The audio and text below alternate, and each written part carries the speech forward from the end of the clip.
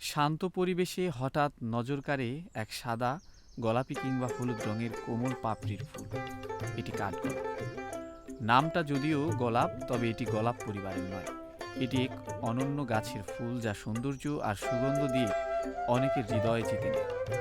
বাংলাদেশের গ্রাম ও শহর দুই জায়গাতেই দেখা মেলে এই গাছের। রাস্তার ধারে, স্কুল কলেজের আঙিনায় কিংবা পার্কের পাশে দাঁড়িয়ে থাকা কাঠগোলাপ গাছ যেন এক নিঃশব্দ প্রশান্তির প্রতীক।